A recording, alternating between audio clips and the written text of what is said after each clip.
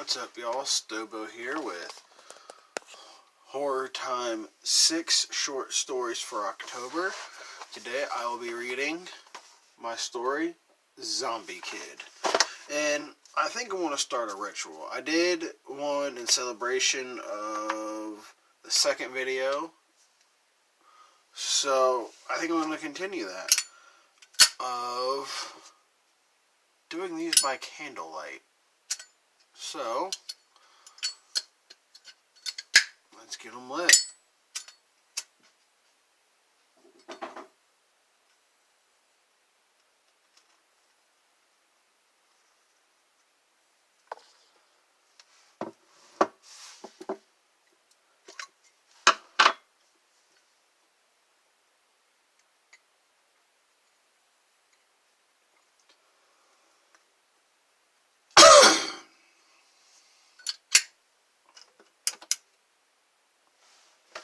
Alright.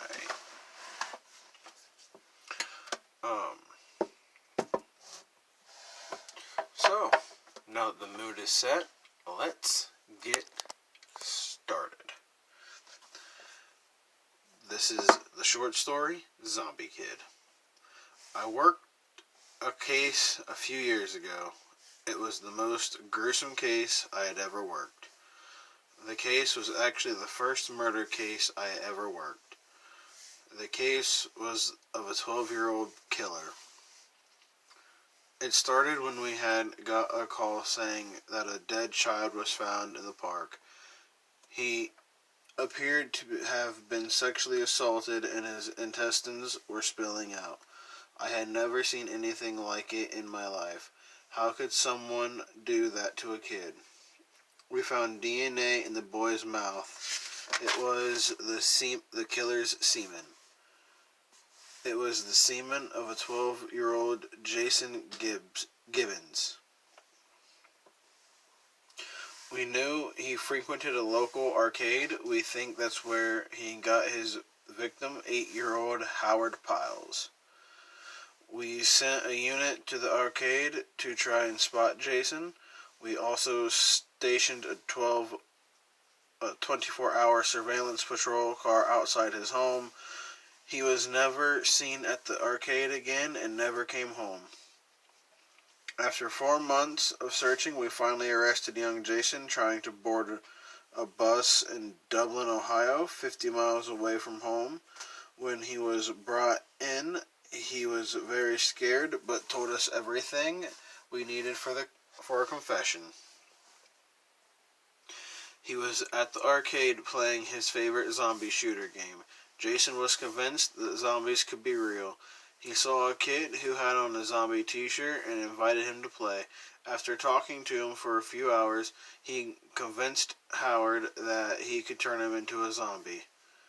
With that in mind, he said Howard loved the idea of being a zombie, he just didn't know he would have to be dead. Jason walked Howard out to the playground late at night. Jason knocked Howard down and pinned him.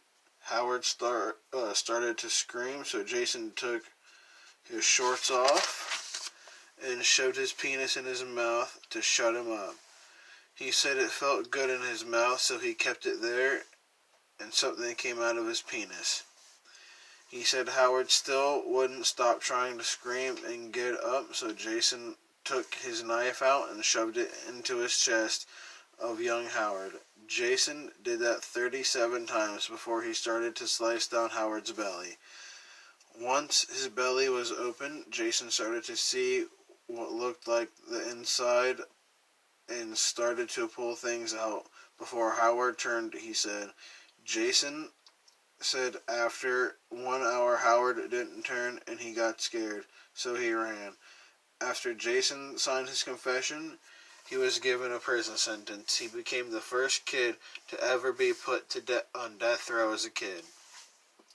Most prisoners on death row stay there for many years. Some don't even die by the prison, just old age. Jason was a special case, I guess, because he was on death row for only 3 months before he was brought to his noose. The public gathered around. Most of them didn't want to see him die. there in protest. Nobody heard Jason's last words over their noisy protest. The crowd saw him start to cry. Then the floor opened up underneath of him, and he dangled there. His neck didn't break. So he had hung there suffocating to death. Once Jason was cut down, the crowd left, and Jason was buried. Not even his parents even have come to see his grave. That's the whole story. That's all I know. Jason Gibbons was the killer who got what he deserved, and I stand by my statement. Jason got what he deserved. End of story. Okay, so that was a short one for you guys. I apologize. I'm running through the stories that I already have written. I am working on one now. I can tell you how many pages I have done so far. I'm almost done with the second page. I have more ideas coming. So please, just bear with me just a little bit more. I promise I will keep them coming. So, please stay tuned for more.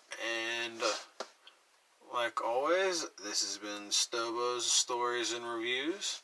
Till next time, like, subscribe, and share. Deuces.